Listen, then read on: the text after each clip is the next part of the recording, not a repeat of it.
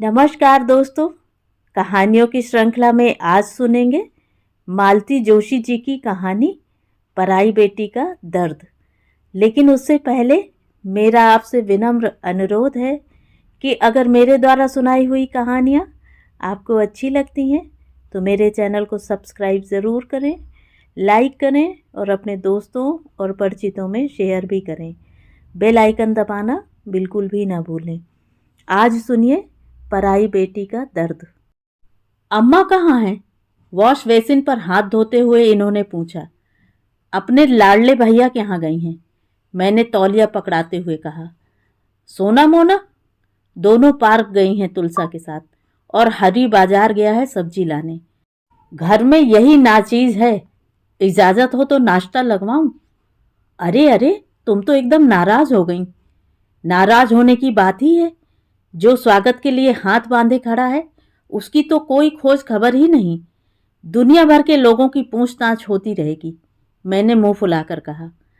अच्छा बतलाइए साहब, आपकी क्या खोज खबर ली जाए?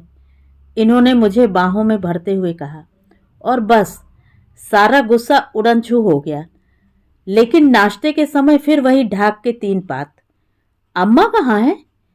अरे भाई, बतलाया तो कि मामा जी के यहाँ गई हैं। ये मामा जी के यहाँ रोज रोज क्या काम निकल आता है? इन्होंने झुंझला कर कहा। बिल्कुल बच्चों की सी आदत है इनकी। घर पर लौटकर माँ ना मिले तो बस मूड ऑफ हो जाता है। मामा जी के यहाँ आजकल बस एक ही काम तो रह गया है, मैंने कहा। फिर कोई लड़की वाले आए हैं। समझ में नहीं आता ये रोज रोज कहाँ से चले आते हैं। क्यों, हिंदुस्तान में लड़कियों की कमी है क्या? अब देखिए ना, साल भर में 2500 ऑफर्स रिजेक्ट हो चुके हैं, फिर भी नए रिश्ते चले ही आ रहे हैं। ये बिपिन भैया भी पता नहीं कहाँ की हूर लाने वाले हैं। कोई लड़की इनकी आंखों पर नहीं चढ़ती। विपिन की आंखों पर लड़की का रूप नहीं चढ़ता, मामा जी की आंखों पर रुपया। कुल मिलाकर एक ही बात है। अम्मा पता नहीं क्यों इस झंझट में पड़ती हैं। अम्मा जी क्या करें, उनकी सलाह के बिना तो उस घर का पत्ता भी नहीं हिलता। बार बार बुला भेजते हैं तो जाना ही पड़ता है। मैंने अम्मा जी की वकालत की। इट इज़ ऑल हम्बक, इन्होंने कहा और चुपचाप चाय पीने लगे। इस बात पर माँ बेटे में इतनी बार बहस हो चुकी है कि नए सिरे से कहने के लिए कुछ है ही नहीं। नवीन, ओ नवीन, दफ्तर से आ गया कि नहीं? कहती हुई अम्मा जी घर में दाखिल हुई। मेरा दफ्तर तो 5 बजे बंद हो जाता है, लेकिन तुम्हारा दफ्तर तो 24 घंटे चलता है, इन्होंने कड़वी आवाज में कहा। अच्छा, अब मजाक रहने दे। बाहर देख कौन आया है। तेरे साढ़ू भाई हैं। भैया अंदर आओ ना, यह घर कोई पराया थोड़े ही है, उन्होंने बाहर की ओर मुंह करके कहा। कुछ ही पलों में एक प्रौढ़ सज्जन देहरी पर आकर खड़े हो गए। हम लोगों ने यांत्रिकता से हाथ जोड़ दिए। नीतू, इन्हें पहचाना? अरे ये तेरे जीजा जी हैं। जीजा जी, मैंने अस्फुट स्वर में कहा। बहुत छोटी रही होगी वह, उसे याद नहीं होगा, आगंतुक सज्जन ने संकोच में कहा। अरे ये तेरे सबसे बड़े जीजा जी हैं, अजमेर वाले। अब तो याद आया? हाँ याद आया, और याद आते ही वितृष्णा से मैंने मुंह फेर लिया। हरी उसी समय बाजार से लौटकर आ गया था और मुझे रसोई में जाने का बहाना मिल गया था। रसोई में आकर मैंने स्मृति की गलियों में उस चेहरे की तलाश की जो मैंने अभी अभी देखा था, पर वह कहीं नहीं मिला। याद आया तो बस एक सजा संवरा दूल्हा जो किसी परी कथा का राजकुमार लग रहा था। उस चेहरे को इस व्यक्ति के साथ फिट करना बहुत मुश्किल हो रहा था। नीतू, क्या क्या सब्जी लाया है हरी? देखूं तो, अम्मा जी ने रसोई में आकर कहा। ऐसा करते हैं, 2 सब्जियां बना लेते हैं। हरी चटनी पीस देगा, तुम पूड़ी उतार लो, मैं हलवा बना देती हूँ। या ऐसा करते हैं, बाजार से रबड़ी मंगा लेते हैं। अम्मा जी के उत्साह का अंत नहीं था। ये क्या यहीं खाना खाएंगे? मैंने डरते हुए पूछा। और क्या, इस घर के होते हुए वो बाहर खाएं, अच्छा लगता है। फिर अपने लाडले को आवाज देकर कहा, नवीन, खाना बन रहा है, तब तक तू जाकर होटल से उनका सामान तो उठवा ला। वो तो बेचारे बड़ा संकोच कर रहे थे। पर मैंने ही कहा कि इस घर के होते हुए तुम होटल में रुको, अच्छा लगता है क्या? वो तो ठीक है अम्मा, लेकिन यह सज्जन हैं कौन? अरे वाह, अभी तो बताया था, नीतू के जीजा जी हैं सबसे बड़े। बहन नहीं रही इसकी, लेकिन इससे क्या होता है, रिश्ते थोड़े ही टूट जाते हैं। एक हमारी ननद थी रिश्ते की, उसके बाद भी उसकी सौत ने ऐसा निभाया कि क्या बताऊं। कुछ लोग सच्ची होते ही हैं अच्छे। ये परम आदरणीय साड़ू भाई एकदम इधर कैसे भूल पड़े? इन्होंने पूछा। स्वर में बेजारी झलक रही थी। अरे विपिन के लिए रिश्ता लेकर आए हैं, अम्मा जी ने फुसफुसा कर कहा, मानो कोई रहस्य खोल रही हूं। इकलौती लड़की है, बड़ी सुंदर है, बिल्कुल अपने बाप पर गई है। फोटो देखकर ही आंखें जुड़ा गईं। बीए में पढ़ रही है। मुझे तो भैया रिश्ता जच गया है एकदम। हो जाए तब है। जब तुम्हें जच गया है तो हुआ ही समझो, इन्होंने कहा और बाहर चले गए। तो ये महाशय विपिन के लिए रिश्ता लेकर आए हैं। तभी तो अम्मा जी का उत्साह फूटा पड़ रहा है और इस विचार के साथ मेरे मन का बोझ काफी कम हो गया। जीजा जी के रूप में इस व्यक्ति की अभ्यर्थना करने का ना तो मुझ में उत्साह था और ना आग्रह। मेरी इस बेरुखी को अपरिचय का संकोच समझकर अम्मा जी ने माफ कर दिया था। वे स्वयं यह प्रयत्न करती रहीं कि अतिथि को इस घर में कोई संकोच या झिझक न हो। खाना भी उन्होंने बड़े प्रेम और आग्रह के साथ खिलाया। सोना और मोना तो बस मेहमान देखकर ही खुश हो जाती हैं। मौछा जी की गोद में चढ़ी उन्हें अपनी तोतली बातों से बड़ी बेतकल्लुफी से बोर करती रहीं। ये लेकिन चुप चुप ही बने रहे। संयोग मनुष्य को कहां से कहां ला देता है, मैंने बिस्तर पर लेटते हुए सोचा। कभी सोचा भी न था कि एक दिन जीजा जी का अपने घर में इस तरह अतिथि सत्कार करना पड़ेगा। मन में ऐसी इच्छा भी नहीं जागी। सच तो यह था कि दीदी वाला प्रसंग मन से बिल्कुल उतर ही गया था। उस स्मृति में कोई सुख था भी नहीं। अम्मा जी की सचमुच दाद देनी पड़ेगी। 7 पुश्तों की खोज खबर लेने में उन्हें 7 मिनट नहीं लगते। बातों बातों में सब कुछ जान जाएंगी। पता नहीं कैसे उन्होंने पता लगा लिया कि यह जीजा जी की दूसरी शादी है और पहली वाली ससुराल का अता पता पूछते ही मेरा रिश्ता निकल आया। नहीं तो कोई संभावना नहीं थी कि वे मुझे या मैं उन्हें पहचान पाती। करीब 11 बजे ये कमरे में दाखिल हुए। बेगम, आपके दूल्हा भाई का बिस्तर मैं मसहरी के फिट करके आया हूँ। हुक्का पानी भी सब कंप्लीट कर दिया है।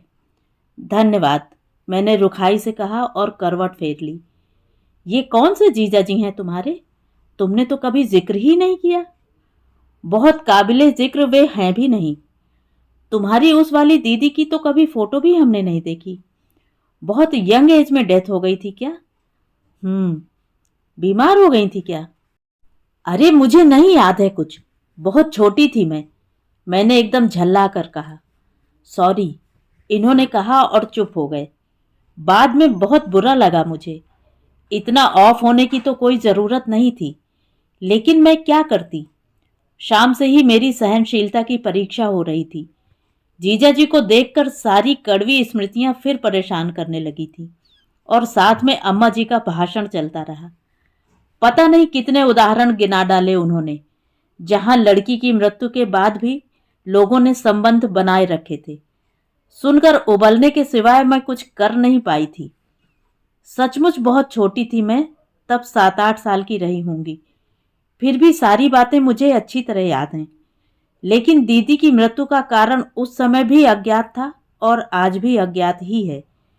याद आती है गर्मियों की एक शाम, हम लोग सड़क पर नदी पहाड़ खेल रहे थे। बड़ी बहनें अपनी सिलाई कढ़ाई लेकर बरामदे में बैठी हुई थी। तभी दरवाजे पर एक तांगा रुका और हम लोग विश्वास ही न कर पाए। तांगे से दीदी उतर रही थी, साथ में जीजा जी भी थे। विस्मय और हर्ष से हम लोगों के पांव ही फूल गए। दीदी अभी तो गई थी 8 दिन पहले। गौने की धूमधाम अब भी मन में ताजा थी। मिठाइयों का स्वाद अब भी जबान पर है और दीदी की याद से अब भी आंखें डबडबा आती थीं। दीदी ने मुझे अंक में भर लिया, तब विश्वास हुआ कि सचमुच दीदी आ गई हैं। मैं ठगी सी साथ वाले व्यक्ति को देख रही थी। बारात के समय शेरवानी और साफे में यह व्यक्ति किसी राजकुमार सा लग रहा था और अब नीले सूट में किसी अंग्रेज साहब की तरह। मोहल्ले के सारे बच्चे नए जवाई को देखने के लिए जुड़ आए थे और मैं गर्व से फूल उठी थी। उधर माँ तो जैसे पागल हुई जा रही थी। पहली बार दामाद घर पर आया है, उसकी क्या खातिर करूं क्या ना करूं, उनकी समझ में नहीं आ रहा था। बस इसी उधेड़ बुन में चकर घिन्नी की तरह रसोई में घूम रही थी, लड़कियों पर झल्ला रही थी। भैया तो पता नहीं बाजार के कितने चक्कर लगा चुका था। बाबूजी जिस समय अंदर आए, माँ कचौड़ी के आलू मसल रही थी। यह सब रहने दो गीता की माँ, इसकी अब कोई ज़रूरत नहीं है। ज़रूरत क्यों नहीं है? वाह, पहली बार वह घर आया है। जिसके लिए बना रही हो वह चला गया है, बाबूजी ने कहा और बाहर चले गए। उनका स्वर, उनकी मुद्रा, सब कुछ ऐसा था जैसे किसी अशुभ की सूचना दे रहे हों। माँ पत्थर होकर बैठी रहीं। सबसे गले मिलकर रोने के बाद दीदी बहनों से बतिया रही थी। वे भी चौंक कर रह गईं। चले कैसे गए? मुझे नहीं ले जाएंगे क्या? उन्होंने फुसफुसा कर कहा। और तब माँ एकदम उठकर बाहर गईं। मुझे ठीक ठीक बताओ जी, क्या हुआ है? तुमने कुछ कह तो नहीं दिया? कुछ कहने लायक उसने मुझे रखा ही कहाँ है? हम सब लोग जो बैठक के दरवाजे पर सिमट आए थे, बाबूजी की दर्द भीगी आवाज से भीतर तक सिहर उठे। उसके बाद बाबूजी ने धीरे धीरे बतलाया कि गीता को हमेशा के लिए यहाँ छोड़ गया है। वह कहता था शादी सिर्फ पिता का मन रखने के लिए की थी, उसका अपना मन तो कहीं और है। बाबूजी कह रहे थे और बड़ी ठसक के साथ मुझसे कह गया है कि मैं अपना फर्ज पूरा करूंगा, हर महीने खर्च बराबर भेजता रहूंगा। इससे ज्यादा निवाह मेरे बस का नहीं है। तो तुमने क्या जवाब दिया? माँ ने बुझे स्वर में कहा। मैंने कह दिया कि इतने दिनों तक लड़की इसी घर में पली है, आगे भी उसका खर्चा मैं उठा सकता हूं, तुम्हें तकलीफ करने की जरूरत नहीं है। बाबूजी शायद आगे भी कुछ कहते, परंतु उसी समय दीदी चीख मारकर बेहोश हो गईं और सब लोग उसी ओर दौड़ पड़े। बेचारी दीदी बड़ी उमंग से घर से चली थी अजमेर के लिए। सास ने गृहस्थी के छोटे मोटे सामान बड़े प्यार से साथ में बांध दिए थे। रास्ते में जीजा जी ने कहा था, चलो तुम्हें तुम्हारे माँ बाप से मिलवा लाएं। तब पति की सहृदयता पर वे रीझ उठी थी। खुशी के आवेग में यह भी याद नहीं रहा था कि जयपुर से अजमेर जाते हुए उज्जैन में रुकने की कौन सी तुक है। कुछ समझने बूझने की उम्र नहीं थी मेरी, लेकिन इस छल प्रपंच पर उस उम्र में भी मेरा खून खौल उठा था। उस रात किसी ने मुंह में पानी नहीं लिया। घर में ऐसा सन्नाटा था जैसे किसी की मौत हो गई हो। सुबह उठकर देखा, माँ का रुख एकदम से बदला हुआ है। चाय के समय भैया से उन्होंने कहा, मुन्ना अपने कपड़े ठीक ठाक कर लो, शाम को गीता के साथ जयपुर जाना है। हम लोग सब स्तब्ध होकर देखते ही रह गए। दीदी तो धाड़ मारकर रोने बैठ गईं। दीदी अब उस घर में नहीं जाएंगी माँ, भैया ने कहा। देख, तू अपनी अकल मत चलाया कर, जो कहूं उसे चुपचाप मान लिया कर। मुन्ना ठीक कह रहा है, बाबूजी बोले। जो इसे अपमानित करके यहाँ छोड़ गया है वही आदर समेत लिवा जाएगा, तभी गीता जाएगी। नहीं तो उसके सास ससुर के यहाँ नौकरानी बनाकर मैं नहीं भेजूंगा। तुम बेकार की जिद मत करो। बाबूजी, आपने मुझे उस समय बुला क्यों नहीं लिया? बच्चों की वो खबर लेता कि बस। पूछता तो कम से कम कि अब बड़े 30 मार कहाँ बन रहे हैं। उस समय दिलेरी कहाँ गई थी? बाप के सामने तो भीगी बिल्ली बन गए थे। मुन्ना, ज्यादा बकवास मत कर, चुपचाप जाने की तैयारी कर। माँ गुस्से में उफन रही थी। पागल हो गई हो क्या गीता की माँ? पागल मैं नहीं, आप हुए हैं। अगर आज नहीं भेजा तो इसे फिर कभी नहीं भेज पाएंगे, समझे? भेजने की कोई जरूरत भी नहीं है। कह तो दिए बड़ी शान से कि जरूरत नहीं है। ऐसा भी कहीं हुआ है? कितने दिन रख पाएंगे हम उसे? कल को लोग 100 तरह के सवाल पूछेंगे, 100 तरह की बातें करेंगे, तब किस किस का मुंह बंद करेंगे आप? और ये जो 3-3 मेरी छाती पर मूंग दलने को बैठी हैं, इनका निस्सार कैसे होगा? इन्हें कौन ब्याह कर ले जाएगा। बहुत कठोर थी माँ की बात, लेकिन शायद बहुत व्यवहारिक भी थी, तभी तो किसी से जवाब नहीं देते बना। दीदी तो एकदम पत्थर ही हो गई थी। दिन भर उन्होंने किसी से बात नहीं की। आंखों से एक बूंद भी आंसू बहाए बिना वह शाम को चुपचाप तांगे में बैठ गईं। उन्होंने एक बार भी पीछे मुड़कर नहीं देखा। तब क्या पता था कि दीदी इस घर से हमेशा के लिए जा रही हैं। 2 महीने बाद उनकी मृत्यु की खबर आई थी। बाबूजी और भैया ने माँ को आड़े हाथों लिया था। दुख के आवेग में वे कहनी अनकहनी सब कह गए थे। माँ ने चुपचाप सब सुन लिया था। माँ ने तो केवल माँ का कर्तव्य भर किया था। दीदी की हत्या जिसने की थी, वह भला आदमी मेहमानों वाले कमरे में मजे से सो रहा है और उसके आतिथ्य का अनचाहा कर्तव्य मुझ पर आ पड़ा है। एक गहरी उसास लेकर मैंने करवट बदली। देखा, ये चित लेटे सीलिंग फैन को देख रहे हैं। कुछ क्षण पहले वाला अपना व्यवहार याद करके बहुत ग्लानि हो आई। उनके बालों में उंगलियां फिराते हुए मैंने प्यार से पूछा, सोए नहीं अभी? नींद ही नहीं आ रही। सिर में तेल डाल दूं? अरे नहीं, इसकी जरूरत नहीं है। दरअसल नीतू, मैं बहुत सोच में पड़ गया हूं। ऐसी कौन सी समस्या आ गई है? विपिन की शादी की। मुझे डर लग रहा है कि यह रिश्ता पक्का हो जाएगा। तो यह तो खुश होने की बात है। तुम विपिन को ठीक से जानती होती तो ऐसा नहीं कहती। मैं तो उसे बचपन से जानता हूं। कोई ऐब, कोई व्यसन ऐसा नहीं है जो उसने ना किया हो। उसके अफेयर्स को लेकर तो 2-4 हॉट बुक्स लिखी जा सकती हैं। उसके दोस्तों को देखोगी तो तुम गश खा जाओगी। जो भी उसकी जिंदगी में आएगी काबिले रहम रहेगी। फिर ये तो तुम्हारी बहन की लड़की है। इन्होंने बड़ी भावुकता से कहा। आप बेकार परेशान हो रहे हैं। एक तो वह मेरी बहन की लड़की नहीं है, दूसरे लड़की वाले खुद छानबीन कर लेते हैं। विपिन के बारे में बहुत विस्तार से नहीं जानती थी मैं, फिर भी वह व्यक्ति कुत्सित प्रवृत्ति का है, यह पहले ही दिन जान गई थी। उसके सामने मैं यथासंभव नहीं पड़ती थी।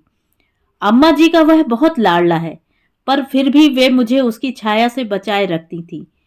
इसके बावजूद भी जब जब उसकी दृष्टि मुझ पर पड़ती थी, भय की एक बर्फानी लहर शरीर में दौड़ जाती थी।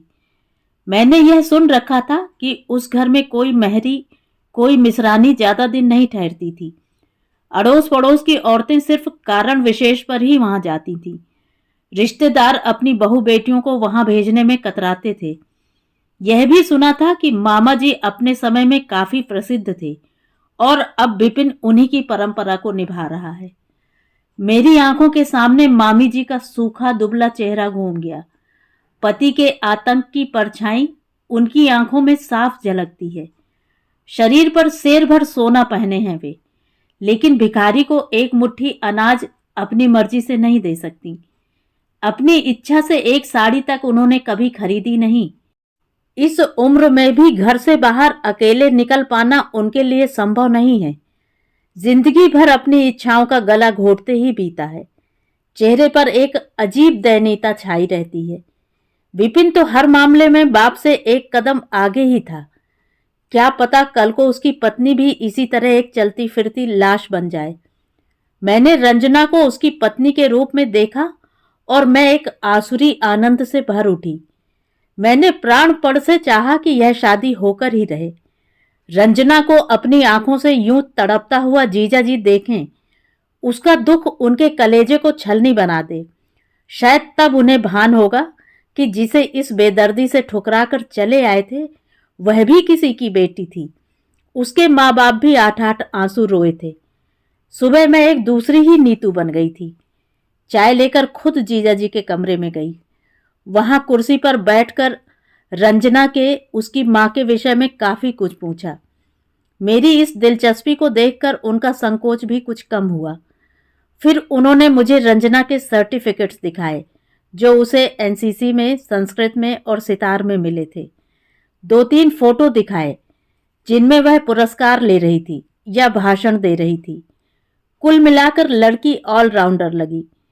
जीजा जी के पिलो कवर्स बतला रहे थे कि घर के कामों में भी वह पीछे नहीं है। सुबह नाश्ते का आयोजन जोरदार था। अम्मा जी खुद रसोई में बैठी थीं और अपनी देख रेख में सब बनवा रही थीं। विपिन को उन्होंने खास तौर से बुलवा भेजा था और वह बड़ा गंभीर पोज लेकर नाश्ते की मेज पर बैठा हुआ था। मैं बिना बात के इधर उधर भाग रही थी और बतिया रही थी। मेरा चहकना इन्हें जरा अच्छा नहीं लग रहा था।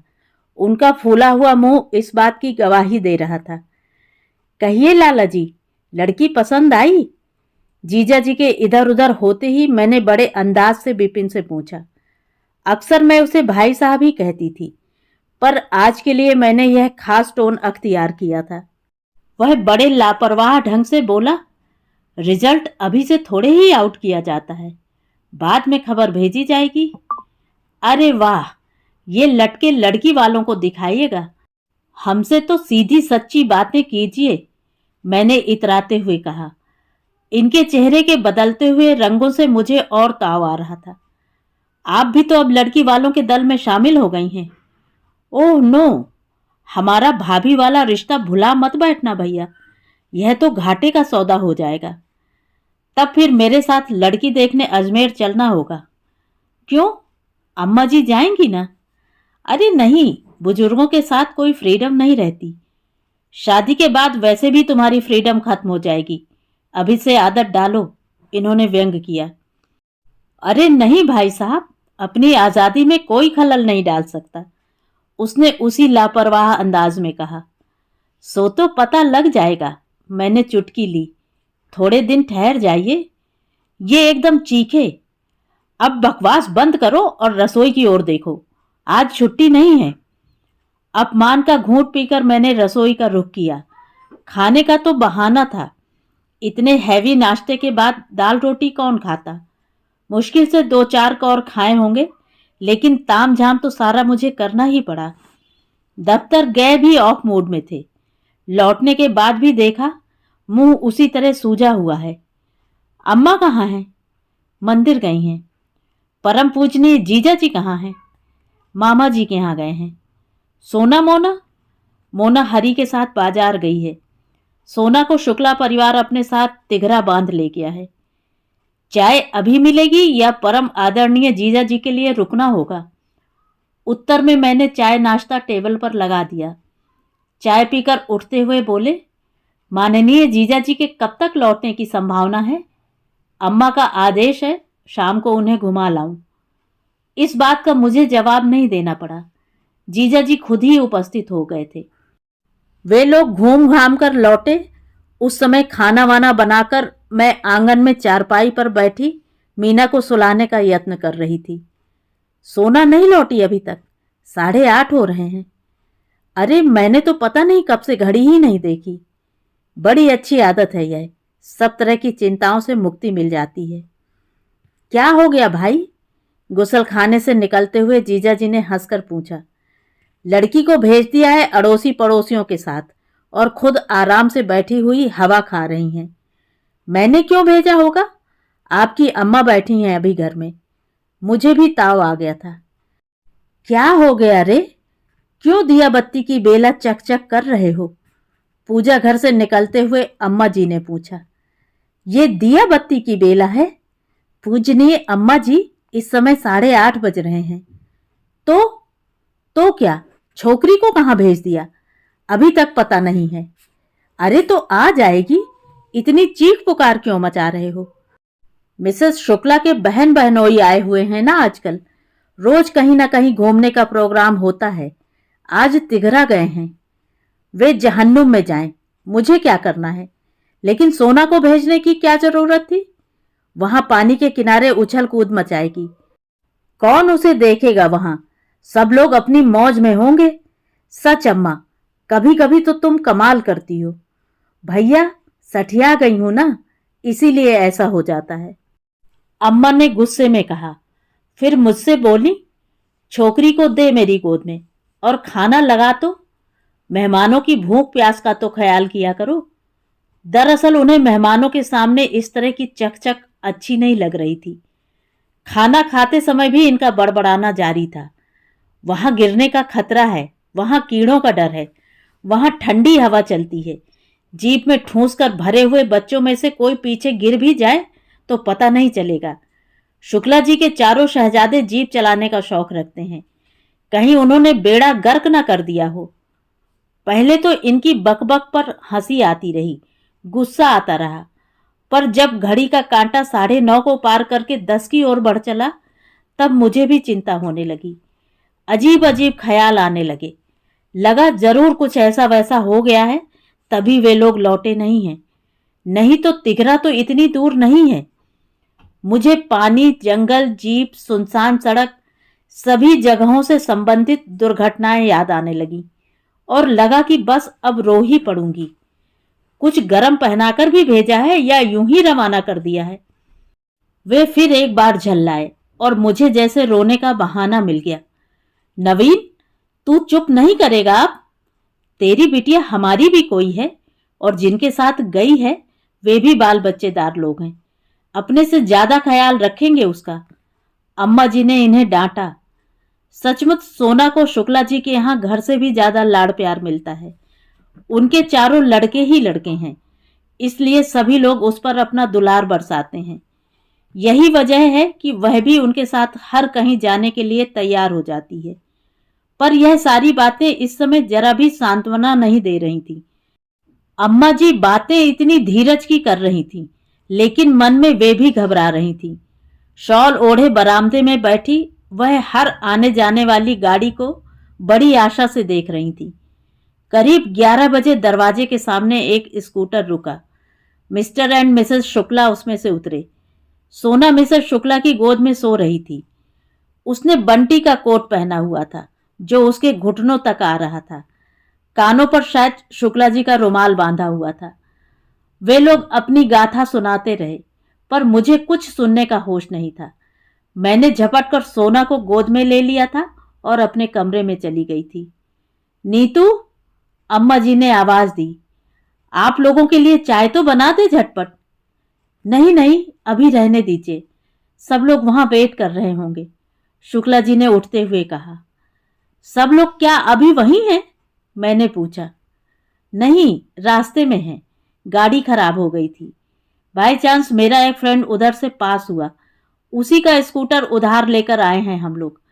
हमने सोचा आप लोग परेशान हो रहे होंगे, अब यहां से मैकेनिक वगैरह का इंतजाम कर ले जाएंगे। वे लोग मना करते रहे, पर अम्मा जी ने जबरदस्ती चाय बनवाकर थर्मस में भर दी। नाश्ते का थोड़ा सा सामान और गरम शॉल और चादरें भी साथ दे दी। हमारी असुविधा के लिए बार बार क्षमा याचना करते हुए वे लोग चले गए। उनके जाते ही अम्मा जी बोली, देखो, मैं कहती न थी तुम लोग बेकार परेशान हो रहे हो। जो लेकर जाता है उसको भी तो कुछ चिंता होती है। अरे भाई, अपने बच्चों से ज्यादा पराये बच्चों का ख्याल रखना पड़ता है। फिर जीजा जी की ओर मुड़कर बोली, सच कहती हूं भैया, अपने बच्चे तो कैसे भी पाल ले कोई, पर दूसरे के बच्चों की जिम्मेदारी बड़ी विकट होती है। अब तुम्हें क्या बताऊं, मेरी लड़कियां कैसे बड़ी हो गईं कुछ पता ही नहीं चला।